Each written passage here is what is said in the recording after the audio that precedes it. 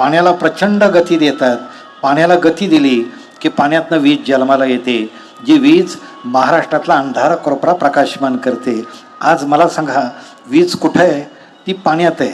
स्टेजवर सुद्धा पाणी आहे, पण त्या पाण्यात वीज नाही, कारण ते पाणी थंड आहे. लक्षामध्ये घ्या, पाण्यात वीज असते, ती अप्रगट असते. वीज प्रगट व्हायची असेल तर पाण्याला गती द्यावी लागते. लोणी ताकात असतं, पण ताक घुसळावं लागतं, नंतर लोणी जन्माला येतं. तसं चैतन्य मनात असतं, मनसुद्धा विचारानं घुसळावं लागतं, मग चैतन्य जन्माला येतं. हे चैतन्य त्यावेळी जन्माला येतं ज्यावेळी ते विचारानं घुसळावं लागतं. मंडळी, 100 वर्षापूर्वी ज्या विवेकानंदानं आपल्या वाणीचं माधुर्य आणि विचारांचं ऐश्वर्य बरोबर घेऊन सारं विश्व जिंकलं, त्या विवेकानंदांच्या नावाची ही व्याख्यानमाला आहे. हे खरं तर चैतन्यपीठ आहे. हे तर वाक्ता म्हणून येणं हे फार जीवनातलं भाग्याचं आहे. मी फार थोड्या महाराष्ट्रातल्या तुम्हाला सांगतो अशा व्याख्यानमाला गाजलेल्या पाहतो की ज्या व्याख्यानमालेमध्ये आपण सहभागी होणं हा वाक्ता म्हणून सुद्धा सन्मान असतो. पण वाक्ता म्हणून मी काही पथ्यही पाळतो. जसं ज्ञानेश्वरांनी वाक्याची फार सुंदर व्याख्या केली. वक्ता कोणाला म्हणायचं? त्यांनी असं सांगितलं की ज्याला हृदयाची तार छेडता येते आणि मस्तकात विचारांचं बीज पेरता येतं, त्याला वाक्ता म्हणावं. मी वाक्ता म्हणून 2 पथ्य पाळतो. एक, हृदयाची तार तुटू नये आणि मस्तकाची शिर उठू नये एवढं बोलत राहावं. अलग लक्षात, माझं उद्याच्या आनंदासाठी जगणं हे असंच असेल, कारण अनुभव वेगवेगळे असतात. तुम्हाला सांगतो, मी मगाशी विकास शिंदे होते, त्यांनाही मी सांगितलं की अनुभव इतके वेगळे येतात. मला तर एका ठिकाणी दमाने सांगितलं होतं, आम्ही उद्याच्या आनंदासाठी हसवतो, तुम्ही उद्याच्या आनंदासाठी बोलता, कुणी उद्याच्या आनंदासाठी चांगले विचार पेरतो, चित्र काढतो. म्हटले, मी एका ठिकाणी व्याख्यानाला गेलो होतो. रात्रीची व्याख्यानं म्हटले यशवंत शक्यतो घेऊ नयेत म्हटले, पण त्यातून घेतली तर काही पथ्य पाळावीत म्हटले. संयोजक कसे आहेत बघावे आणि ठिकाण कुठलं आहे पाहावं म्हटले. कारण मी एका देवळात व्याख्यानाला गेलो होतो म्हटले आणि विनोदाचं तत्त्वज्ञान हा विषय दिला. माझाच विनोद झाला सगळा म्हटले, कारण मी तत्त्वज्ञान सांगायला गेलो, बायका इतक्या कंटाळल्या म्हटले, कारण सकाळपासून त्या तत्त्वज्ञान ऐकतच असतात, लक्षात घ्या. आणि त्यामुळं मी सांगता सांगता मध्ये विद्युत प्रवाह खंडित झाला म्हटले. आणि म्हणजे जेव्हा अंधार पसरला तेव्हा बहुतेक सगळ्या महिलांनी ठरवलं की ही अत्यंत नामी संधी आहे म्हटले, या तत्त्वज्ञानातनं सुटका करून घ्यायची म्हटले. आणि त्या वाट फुटल तशा निघून गेल्या. काही ठराविक मंडळी राहिली. मी सतरंजीचं सांगत नाही मंडळी, एक 7-8 मंडळी लाईट आल्यानंतर बघितलं की राहिली आहेत ती. मग त्याने आपलं व्याख्यान सुरू केलं आणि शेवट नमस्कार केला की मी तुम्हा 7-8 लोकांचा आभारी आहे म्हटले. एवढी रात्र असताना या देवळामध्ये म्हटले तुम्ही 7-8 का व्हायना थांबलाय म्हटले. ती 7-8 हसायला लागली. मग त्यांनी विचारलं, हसताय काय? मी तुमचे आभार मानतोय. तर एक उभं राहून हसत हसत म्हटला नाही थांबून करतोय काय, आम्ही देवळातच झोपाय असतो म्हटला. आता मला तुम्ही सांगा, त्या वाक्यानं कसा समाज जागा करायचा? आज तत्त्वज्ञान मंडळी विनोदाचा असू द्या, साहित्याचा असू द्या, अध्यात्माचा असू द्या, राजकारणाचा असू द्या, पण सगळ्याचा केंद्रबिंदू शेवट माणूस आहे. आज तुम्ही उत्कर्ष विकास मंडळ तुमचं चालू, विद्यार्थी उत्कर्ष, मी त्या तुमच्या अभ्यासिकेलाही भेट देऊन आलो. फार छान दृश्य. मी तुमच्या ग्रंथालयाला भेट देऊन आलो. खरं तर हे लालबागचं ऊर्जापीठ आहे आज तुमचं ग्रंथालय. हे सुद्धा हे सगळं पाहिल्यानंतर फार समाधान वाटलं. शेवट हे सगळं माणूस त्याचा उत्कर्ष व्हावा. कारण कुसुमाग्रजाने असं म्हटलं होतं की नद्या सुंदर आहेत, डोंगर सुंदर आहेत, पण याहून सुंदर आहे तो माणूस. म्हणून माथ्यावरती आभाळ आणि पायाखाली रस्ता असला तरी माणसासाठी जगावंसं वाटतं. कुणासाठी जगायचं आहे, कुणासाठी बोलायचं आहे? बरं, मी कधी कधी विचार करतो, आपल्या जगण्याला तरी काय लागतं? पोटाला अन्न, गाठीला समाधान असलं ना की पुरेसं असतं. गरजा मर्यादित असल्यानं आणि जगणं सात्विक असलं ना की आनंद सहजपणे चिकटतो. पण सध्या मंडळी याच्या उलटं चित्र तुम्हाला दिसतंय. आपल्याला प्रचंडपणानं घेरलं आहे. आज गाडी मोठी पाहिजे, बंगला मोठा पाहिजे, सत्ता मोठी पाहिजे. आज इतक्या या प्रचंडपणाच्या वेड्यामध्ये आपण स्वतःला हरवत मंडळी चाललो आहे. आज मी महाविद्यालयाचा प्राचार्य आहे. माझ्या कॉलेजमध्ये पोरांच्या हातात मोबाईल असतात, पण एखाद्या पोराच्या हातात जर चुकून छोटा मोबाईल असेल ना तर त्या पोराला असं वाटतं आपण दारिद्र्यरेषेखाली जगतोय का काय कोणास ठाऊक. म्हणजे त्याच्या ह्या मानसिकता झाल्यात. आज घराघरातल्या पालकांनाही मी सांगतो की तुम्हालाही वाटत असतं लेकराला सुद्धा प्रचंड मार्क पाहिजेत. अरे, त्याचं बाल्य तुम्ही हिसकावून घेता, त्याचा उद्याचा आनंद तुम्ही हिसकावून घेता, त्याला वात्सल्याचं मोल तुम्ही मागता. माझी विश्वस्त आयांना प्रार्थना असते, थोडं परीक्षेच्या नावाखाली आपण त्याला समजून घेऊया ना. पण परीक्षा जवळ आल्या की आयांच्यातल्या दुर्गामाता जाग्या होतात आणि लेकरू अक्षरशः कोमजून जातं. बरं, त्यानं किती मार्क पाडावेत, आणि ह्या सगळ्या प्रचंडपणाच्या नादात आज झालं आहे असं तुम्हाला माहिती आहे. मुलंसुद्धा अपेक्षा पूर्ण करतात. आज 10वीच्या मुलांचे मार्कसुद्धा 90-90, 95-95% मार्क असतात. आणि पोरांचे एवढे उदंड मार्क बघितले की आईवडिलांना वाटतं की बहुतेक कलेक्टरच आपल्या घरात जन्माला आला आहे. पण पोरगं 12वीत पास झालं आणि त्याचे मार्क बघितले की लक्षात येतं हे कंडक्टर होण्याच्याही लायकीचं नाही. हे लक्षामध्ये घ्या. मग हे असं का होतं? याचं कारण एक, ह्या प्रचंडपणाच्या नादात आपण साधेपण हरवत चाललो आहे. आपला उत्कट आनंद हरवत चाललो आहे. आपल्या जगण्यातलं सुख सगळं हरवत चाललो आहे. मंडळी, तुम्हाला मी सांगेन, जगल्यातला आनंद जो असतो ना, तो असा साठवलेल्या संपत्तीत नसतो, तो मार्कात नसतो, गुणात नसतो. तो मी जीवनभर जपलं जे मूल्य ना, त्या मूल्यात तो आनंद असतो. शेवट तुम्ही प्रेम द्या, तुम्ही विश्वास द्या. अरे हीच तर जगण्याची मूल्य आहेत ना.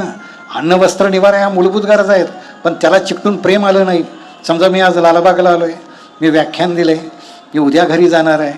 बायको घरी गेल्यानंतर जर मला सहज म्हणत असेल, किती धावता किती पळता तुम्ही हो, आज तुमच्यासाठी बघा काही छान केलं आहे, तिच्या डोळ्यातल्या आनंदात सुद्धा उद्याचा आनंद असतो. हे लक्षामध्ये घ्या.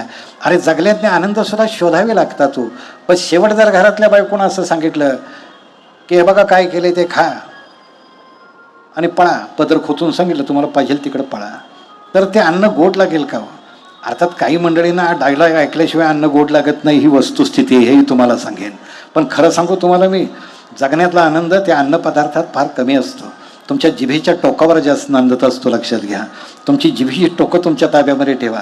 जीभ 2 प्रकारचं काम करते. एक, ताटातलं अन्न ओठातनं पोटात टाकायचं, हे जिभेचं पहिलं काम असतं.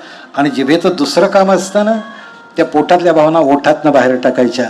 ओठातनं जे शब्द बाहेर पडतात त्याला मांगल्याचा स्पर्श झाला की शब्दांचीच ओवी होते, पण त्या शब्दाला कवऱ्याचा स्पर्श झाला तर शब्दांची शिवी होते. लक्षात घ्या. जगणं आनंदी करायचं असेल तर शब्दांच्या वरती सुद्धा थोडंसं आपलं नियंत्रण मिळवा. अनेक जण मला विचारतात की पाटणे, तुम्ही सुंदर जगण्यासाठी पुस्तक लिहिलं, तुम्ही उद्याच्या आनंदासाठी भाषणं करता, असं 1 तासाच्या भाषणात सगळं जगणं आनंदाचं होतं काय? मी म्हटलं, ज्ञानेश्वराने ज्ञानेश्वरी लिहिली त्याला 700 वर्ष झाली, गाथेला 400 वर्ष झाली. त्या शब्दांचं सामर्थ्य म्हणून ते साहित्य टिकून आहे ना, ते उद्याच्या आनंदासाठीच जन्माला आलं आहे ना. मग तू सुद्धा हे लक्षात घे ना. शेवट आपला आनंद आपल्याला शोधता आला पाहिजे. पण तुम्हा मंडळींना सांगेन, काही मंडळी अशी असतात त्यांच्या आनंदाचीच गणितं वेगळी असतात, त्यांच्या आनंदाचंच तत्त्वज्ञान वेगळं असतं. मला एकानं सहज प्रश्न विचारला की तुम्हाला व्याख्यान दिल्यावर काय मिळतं? आता तुम्ही सगळी मंडळाची मंडळी आहात, मी तुम्हाला सहज प्रश्न विचारला. मी मगाशी बाळासाहेबांना प्रश्न विचारला, बाळासाहेब एवढं सगळं केल्यावर तुम्हाला काय मिळतं? आम्ही सगळीजण मिळून एक उत्तर देऊ, आम्हाला आनंद मिळतो. मिळतो का नाही आनंद? आपण हे सगळं कशासाठी करतो सांगा? आपण त्या आनंदातनं ऊर्जा घेत असतो. पण काही मंडळी वेगळं तत्त्वज्ञान करतात. सर म्हटले, तुम्ही भाषण दिलं आणि पुस्तक लिहिलं की तुम्हाला आनंद मिळतो, आम्हालाही थोडी टाकली की आनंदच मिळतो की म्हटले, आमची पार्टी झाली की आम्हाला आनंदच मिळतो की. त्या मंडळींना फक्त मी एकच सांगतो की एक लक्षात घे बेटा, माझ्या आनंदाला ह्या समाजाची मान्यता आहे. मी जे करतो जो आनंद मिळवतो ना, त्या समाजाची मान्यता आहे. तुझ्या आनंदाला कुटुंबाचीही मान्यता नाही. लक्षात घे. तुझा आनंद क्षणभंगूर आहे, माझा आनंद शाश्वत आहे. माझ्या आनंदातनं आनंदच जन्माला येतो, पण तुझ्या आजच्या आनंदातनं उद्याचं दुःख जन्माला येते. ही गोष्ट लक्षात घ्या. ज्या आनंदातनं आनंद जन्माला येतो ना, तो आनंद सात्विक असतो. ही गोष्ट लक्षात घ्या. आणि आपल्याला काय मिळवायचं असेल तर तो आपण सात्विक आनंद मिळवूया.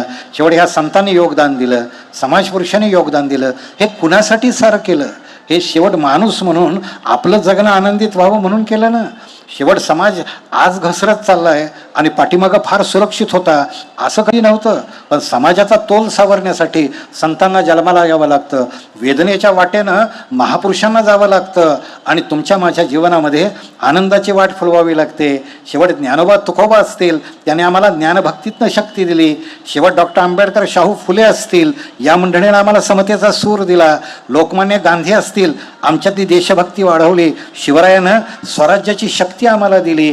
गाडगेबाबा असतील, बाबा म्हणते असतील, याने मानवतेचं पसायदान आमच्यासाठी गायलं. मंडळी, ही प्रत्येक माणसं त्याचं कार्यक्षेत्र वेगळं असेल, पण त्यांच्या जगण्याचं उद्दिष्ट एक होतं, तुमचं आमचं उद्याचं जगणं आनंदी करणं. हे लक्षात घ्या. त्याच्यासाठी ही जगली. म्हणून मी नेहमी सांगतो की त्यांच्याकडे थोडं बघा. आज विवेकानंदांच्या प्रतिमेला मी हार घातला. आज काळाच्या ओघामध्ये आम्हाला दुसरे विवेकानंद दिसत नाहीत, हे आमचं दुःख आहे. लक्षात घ्या. आम्हाला कर्मवीर दिसत नाहीत, बापूजी साळुंखे दिसत नाहीत, आणि आमचं दुःख असं आहे ते दिसत नाहीत. पण काही वेळा काय व्हायचं की निदान गांधी कोणात तरी दिसायचे, निदान लोकमान्य कोणात तरी दिसायचे.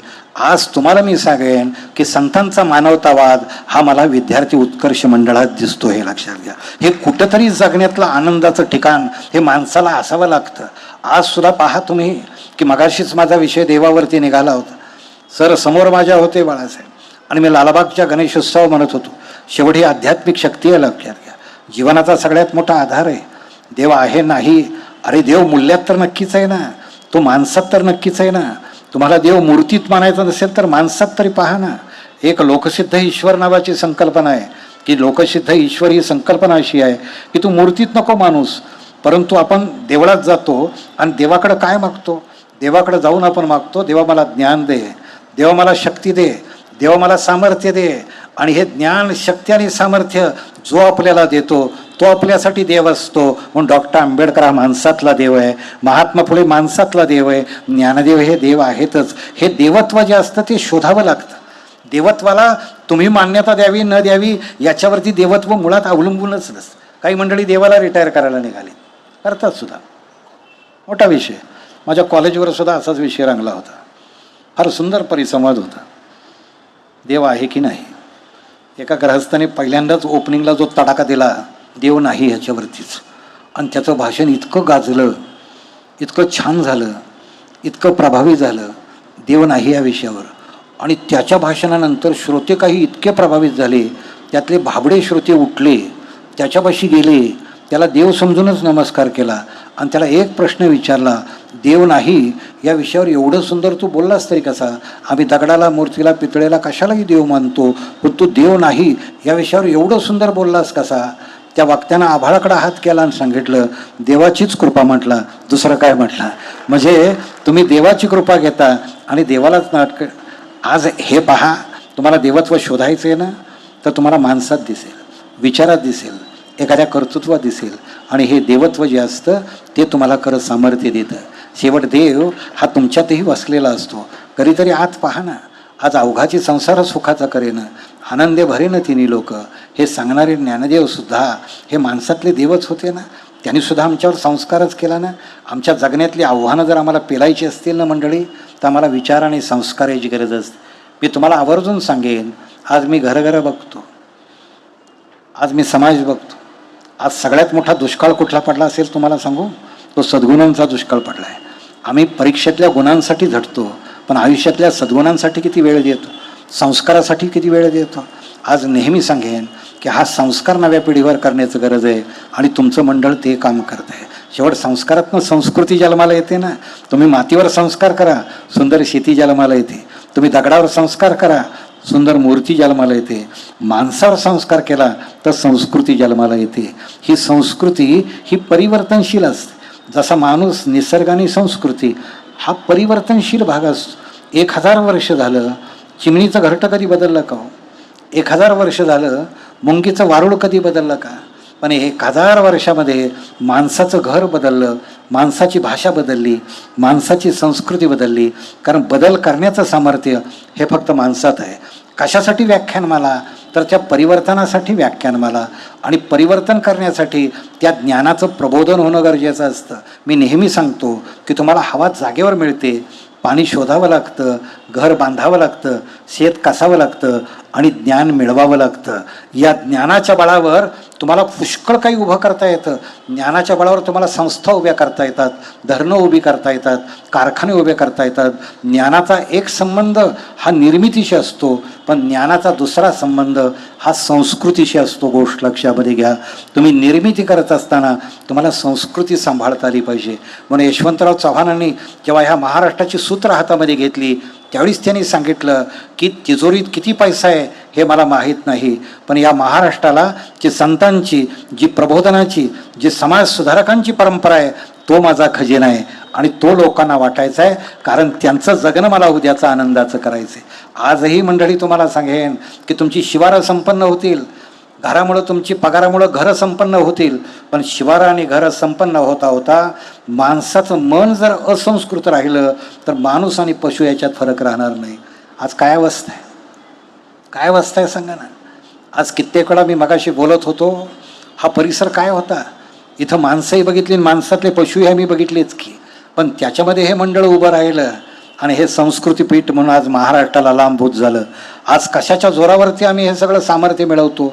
मी नेहमी तुम्हाला सांगेन, जर संस्कारात आम्ही अपुरे पडलो ना, तर उद्याच्या काळातलं थैमान तुम्हाला रोखता येणार नाही. तुम्ही विश्वास नांगरे पाटलांचं एक पुस्तक वाचा, मन में है विश्वास. त्या माणसानं लिहिलं आहे की अमेरिकेमध्ये इंटरनेट सुरू झालं, कित्येक मुलं त्याला चिकटून बसली म्हटली.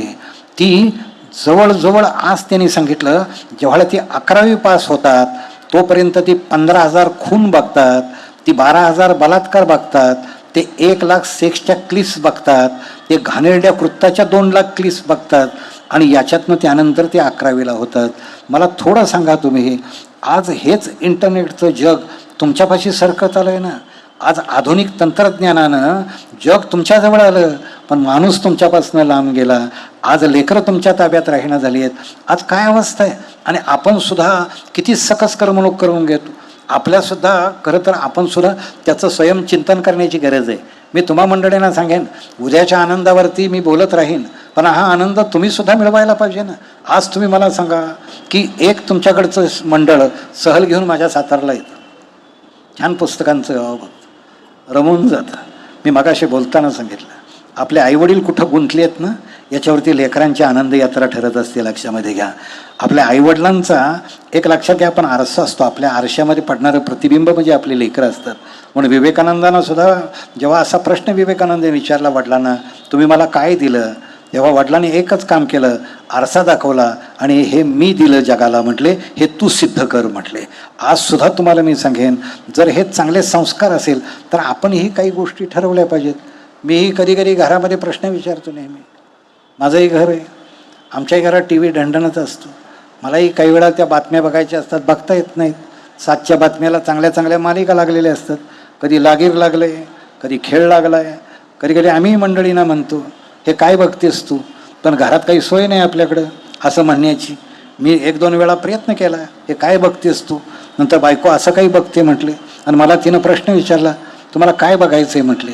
म्हणलं जे तू बघतेस ते आपले प्रश्न आहेत का. मी समस्त आजच्या सभेला लालबागचा प्रश्न विचारतो, खरं सांगा, ज्या करमणुकीत तुम्ही गुंतलाय ना त्याच्यात आपले प्रश्न आहेत का हो? तुमच्या लेकरांचे प्रश्न आहेत का हो? शेतीचे प्रश्न आहेत का हो?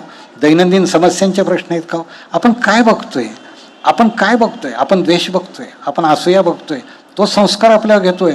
एखादी स्वराज्य रक्षक संभाजीसारखी मालिका अपवादात्मक आहे, बाकी सगळ्या मालिका आम्हाला कुणीकडे नेत आहेत. आज मेंदूंची संतुलनं बिघडत चाललेली आहेत, आम्हाला अंतर्मुख कुणीच करत नाही. मीही गमतीनं कधी बायकोला म्हणतो, ही मालिका कुठली तरी मध्ये होती, मला तर नावं माहीत नाहीत, कारण मी काय बातम्याच्या निमित्तानं बघतो आणि प्रत्येक वेळा असतोच असं नाही. पण एकदा सहज विचारलं, ती कुठली फुलता कळी फुले नका काहीतरी अशी मालिका, आणि बायकोला सहज विचारलं, ही कळी कधी फुलायची म्हटलं, आणि हिचं फुल कधी व्हायचं. बायको म्हटली, तुम्ही कशाला तिकडे लक्ष देता म्हटले. अगं म्हटलं, हे जे चाललंय सगळं म्हटलं नाटक, एक लक्षामध्ये काय, तुम्हाला झेपत असेल तर बघा म्हटले, अशी काही सक्ती नाही आहे म्हटले. काय म्हटले, आम्हाला टी व्हीची गरज आहे आणि महाराष्ट्राला तुमची गरज आहे म्हटले, तेव्हा आपला छानपैकी अभ्यास करत बसा म्हटले. मी तिला म्हटलं, पण एक सांग म्हटलं, हे जे मी बघतोय म्हटलं, ती म्हटलं त्या टी व्हीतली बाई म्हटलं 4 महिन्यापूर्वी बघितलं ती वेगळ्या माणसावर प्रेम करत होती म्हटलं, आज ती वेगळ्याच माणसाबरोबर लग्न करते म्हटलं. तर बायको माझ्याकडे फार बारकाईनं बघते, तिला असं वाटतं हे बातम्याच्या निमित्तानं बरंच काही बघतंय म्हटले, कोण कुठं चाललंय. पण ती मला शान सांगते, तुम्ही काळजी करू नका म्हटले, ती बाई टी व्हीतली आहे आणि मी घरातली आहे म्हटले. आणि एक गोष्ट लक्षात घ्या, तिला या पुरुषाबरोबर जाऊ द्या नाही तर त्या पुरुषाबरोबर जाऊ द्या, आपण दोघं एकत्र आहे ना म्हटले, काही काळजी करू नका म्हटले. मग मला कळालं की विश्वाचे माझे घर आपण का म्हणतो. पण मंडळी, तुम्ही मला एक सांगा की आपण कुठं चाललोय, आपण कुणीकडे जातोय, आपल्या जगण्याची ही आनंद यात्रा खरंच आहे का. आज हिलरी क्लिंटन सारखी बाई भारतामध्ये येते, इट टेक्स विलेज नावाचं पुस्तक बाईंनी लिहिलंय. मी तुम्हा मंडळींना आवर्जून सांगेन की ते पुस्तक तुम्ही जरूर वाचा. त्या बाईंनी सांगितलं, आज अमेरिकेमध्ये पुष्कळ मोठी संपत्ती आहे, पण त्या बाई आपल्या भारतात आल्या होत्या, त्यांनी देवस्थानं पाहिली होती, त्यांनी ग्रामीण कुटुंब व्यवस्था पाहिली होती, आणि गेल्यानंतर त्यांनी पुस्तक लिहिलंय इट टेक्स विलेज नावाचं. आणि बाई सांगतात की आमच्याकडची एखादी खिडकी उघडली ना आणि तुम्ही समोर पाहिलं ना तर तुम्हाला छान हिरवळ दिसते, बघणाऱ्याला असं वाटतं की नंदनवन कुठं आहे, ते अमेरिकेमध्ये आहे. परंतु बाई पुढचं वास्तव्य सांगते की याच अमेरिकेमध्ये 4 स्त्रिया बाळांत झाल्या, तर बाळांत होणाऱ्यातली एक स्त्री, तिचा वयोगट 12 ते 15 असतो आणि 35 ते 40 हजार मुलं दप्तरात पिस्तूल घेऊन जातात. म्हटले आज आमच्याकडचा समाज सुरक्षित नाही आणि तुम्ही आमच्या संपत्तीची चर्चा करताय. म्हणून त्यात लिहिलंय, तुम्हाला संपत्ती बघायची असेल तुम्ही अमेरिकेकडे बघा, पण तुम्हाला संस्कृती बघायची असेल तर भारतीय खेड्याकडेच बघा, तुम्हाला ती संस्कृती दिसते. ही कुणी निर्माण केली? एका रात्रीत झाली का निर्माण? एका रात्रीत ही संपत्ती निर्माण झाली नाही. या संपत्तीसाठी अनेकांना तपश्चर्या कराव्या लागल्या. मंडळी, गावं लहान होती ना, तेव्हा माणसं मोठी होती. इथं नळाचं पाणी नव्हतं तेव्हा तुकोबाची अभंगवाणी होती. हा विजेचा प्रकाश नव्हता तेव्हा ज्ञानोबाच्या पावलाला प्रकाश होता. आज जग चंद्रावरती गेलं, पण मनातल्या चैतन्याचं चांदणं आम्ही सगळं हरवत चाललोय. हे चांदणं कोण जागा करणार? आज जपानच्या क्योटो विद्यापीठामध्ये तुमच्या मेंदूवरती संशोधन चालू आहे. हे तुम्हाला माहिती आहे का? त्याच्यावरती लोकसत्तानं मोठा लेख लिहिला की माणसाचा मेंदू जो आहे त्याला सध्या अदृश्य जखमा होत आहेत, कारण त्याच्या आनंदाची अनुभूती कमी होत चालली आहे. आणि त्या लेखात वाटारो साटो नावाचा एक जपानचा संशोधक तो असं सांगतोय की माणसाच्या मस्तकामध्ये एक प्रिक्युनस नावाचा भाग असतो की ज्याच्यात करड्या रंगाचं द्रव असतं, आणि हे करड्या रंगाचं द्रव तुम्हाला आनंदाची अनुभूती देतं, तुम्हाला सुखाची अनुभूती देतं. त्या करड्या रंगाचं द्रव जर कमी झालं तर माणसाचा पशु होईल, कारण पशुला या भावना नसतात आणि करड्या रंगाचं द्रवही नसतं. त्याच्या पुढं कुठलंही अन्न दिलं तरी ते मुकाट्यानं खातं. त्याला पेढे द्या, नाही तर त्याला आणखीन कुठलं तरी काही पेंड द्या, तो एकाच चवीनं खातो. माणसाच्या अनुभूती त्या करड्या रंगामुळे येतात. आणि तोच सांगतो आहे की ह्या मोबाईलच्या तुमच्या रेंज, तुमचं निसर्गाचं तुटलेलं नातं आणि तुमचं माणसापासूनचं बाजूला जाणं, याच्यामुळं आता तुमच्या मेंदूतल्या त्या द्रवावरती परिणाम होतोय. म्हणून तो सहज साधा उपाय सुचवतोय की जर तुम्हाला आनंदाची अनुभूती हवी असेल तर तुम्हाला आता ध्यानधारणा अध्यात्माकडे वळलं पाहिजे, तुम्हाला ग्रंथमैत्री जोपासली पाहिजे आणि तुम्हाला निसर्ग सानिध्यामध्ये बागडलं पाहिजे. मला तुम्ही सांगा, हे चैतन्य कोण जागा करणार आहे? आज आपण मगाशी म्हणलं तसं भौतिक गोष्टींच्या सगळ्या नादा लागलोय. मी नेहमी सांगत असतो, असं कुठल्या पालकांना वाटलं का की जसं डॉक्टर आंबेडकरांच्या वडिलांना वाटलं याला बुद्धाचं चरित्र द्यावं, उद्याच्या काळातला एक महामानव जन्माला येईल? असं कधी वाटलं का एक थॉमस पेनचा ग्रंथ कुणीतरी फुल्यांच्या हातामध्ये दिला आणि उद्याचा महात्मा जन्माला आला? आज कुणीतरी वडील भेटतात आणि ख्रिस्ताचं चरित्र देतात. आज तुम्ही मला सांगा ना, आपण त्या परीक्षेच्या नावाखाली लेकरं आता बांधून घेतली आहेत. अरुणदात्यांचं कधीतरी शतदा प्रेम करावे पुस्तक वाचा. अरे हा मुलगा इंजिनिअरिंगला गेला, मोठा गायक, नापासही झाला आणि नापास झाल्यानंतर घरामध्ये येऊन आईला सांगतोय की आई 20 पैकी 19 मुलं पास झाली आणि मी एकटा नापास झालो, आता मला इंजिनिअरिंगला जायचं नाही, मी शिकणार नाही. तेव्हा आईनं वडिलांना हाक मारली आणि रामू भैया बाहेर आले आणि म्हटले, अरे आरू, तू नापास झालास म्हणजे काय, आयुष्याचा पराभव झाला काय तुझ्या? म्हटले, अरे आयुष्य काय परीक्षा असतात काय? जीवनामध्ये परीक्षा पुष्कळ असतात, कठीण आव्हानं पुष्कळ असतात. तुझ्या गळ्यामध्ये कोकिळा आहे, ईश्वरानं तुला दान दिलंय आणि तू गात राहतोस ना, तेव्हा माणसं ऐकत राहतात. तू कोल्हापूरला गेलास, तू गझल गायलीस आणि तिथं 1 क्रमांकाचं पारितोषिक घेऊन आलास. म्हटले, एक गोष्ट लक्षात घे की घराघरामध्ये अशी कर्तबगार माणसं जन्माला नाही आहेत. तू जे गझलेमध्ये 1 क्रमांक मिळवलायस ना, हे पैसे घे, याचे पेढे आण आणि घराघरात दारादारात जा, सांग की मी गझलेमध्ये पहिले आलो, त्याचे हे पेढे आहेत. ते अरुणदाते माझ्याबरोबर एकदा स्टेजवरती होते सातारच्या ग्रंथ महोत्सवाला. तिथं मी अरुणदातेंना सांगितलं, अरे पेढे म्हणजे मुलगा नापास झाल्यानंतर सुद्धा पेढे वाटणारा बाप ज्याच्या वाट्याला येतो ना, तिथं अरुणदाते जन्माला येतो. ही गोष्ट लक्षात घ्या. शेवट तुम्ही समजून घ्या ना लेकरं, त्यांच्यासमोर असे काही ग्रंथ ठेवा ना. आज तुम्हाला काय वाटतं, घरात टी व्ही आलं घराला घर पण आलं, घरात फ्रीज आला घराला घर पण आलं. अरे बा, घरात चांगलं पुस्तक आलं ना तर अख्ख्या घराला शहाणपण येईल. ही गोष्ट लक्षात घ्या. आज घरं शहाणी करण्याची कारण आहे. सृष्टीतली फुलं मंडळी आज नाही उद्याला कोमजून जातील, पण साहित्यातली शब्द फुलं तुमच्या जगण्याला आनंदाचं वरदान देतील. मी नेहमी तुम्हाला सांगतो, तुमचं एकाकीपण तुम्हाला संपवायचं आहे का, तर तुम्ही कुठंतरी चांगल्या ग्रंथांच्या संगतीत या, चांगल्या माणसांच्या संगतीत या, चांगल्या विचारांच्या संगतीत या. आणि जेव्हा तुम्ही ग्रंथांच्या संगतीत येताना तुम्ही सहजपणे श्रीमंत होता. डॉक्टर आंबेडकरांना कोणीतरी विचारलं की तुमचे ग्रंथ किती किमतीचे आहेत? पंडित मदन मोहन मालवीय यांनी विचारलं, संसदेमध्ये विचारलं.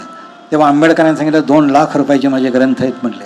त्यावेळी पंडित मदन मोहन मालवीय म्हटले, तुम्हाला मी 2 लाख रुपये दिले तर तुमचे सगळे ग्रंथ मला परत द्याल का? तेव्हा डॉक्टर आंबेडकरांनी सांगितलं, माझ्या घरातनं ग्रंथ जाणं हा माझ्या कुडीतनं प्राण गेल्यासारखा, ही गोष्ट लक्षात घ्या. अरे आपण प्रेम करायचं ना, तर तसं विचारांच्यावरती करूया. आणि मी सभेला एक सांगेन की आयुष्यामध्ये कित्येक गोष्टी आपल्याला सगळ्या कळल्यात असं समजू नका. काही वेळा आपणच आपल्याला इतके आदर्श मानतो बरं का, आणि त्यातनं अहंकार निर्माण करतो. एखादा चांगला ग्रंथ असतो, तो जगण्याला सुंदर सूर देतो. मी तर नेहमी सांगत असतो की जीवनात कंटाळा येतो ना, तेव्हा तुम्हाला बळ पाहिजे असेल ना, तर चांगला एखादा छंद तुमच्या संगतीला असू द्यात. बघा तुम्ही, कित्येक वेळा कंटाळा प्रत्येकाला येतो, पण कंटाळा 2 प्रकारचा येतो. एक काम करून सुद्धा कंटाळा येतो ना, त्याला निर्मितीचा आनंद असतो. आणि काम न करता कंटाळा येतो ना, त्याला उदासीनतेची छटा असते. लक्षामध्ये घ्या बरं. आपल्या निर्मितीतनं आपल्याला कंटाळा येऊ द्या. तुम्हाला ग्रंथ काय करतात? तुम्हाला ग्रंथ नुसतं श्रीमंत करत नाहीत, तर ग्रंथ तुम्हाला काही वेळा शहाणे करतात. तुमच्या जीवनामध्ये कित्येक वेळा तुम्हीच तुमची गुलामगिरी पत्करलेली असते.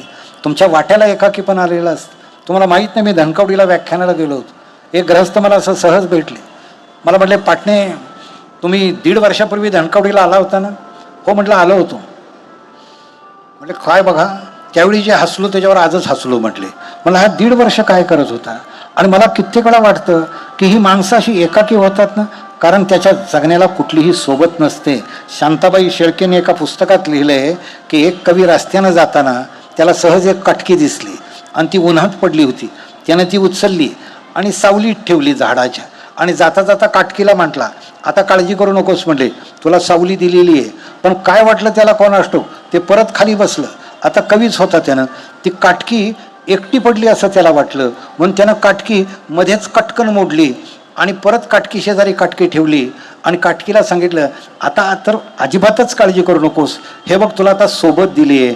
शांताबाई सांगतात, काटकी मोडता येते, काटकीला काटकी जोडता येते, आणि काटकीचा एकाकी पण दूर करता येतं.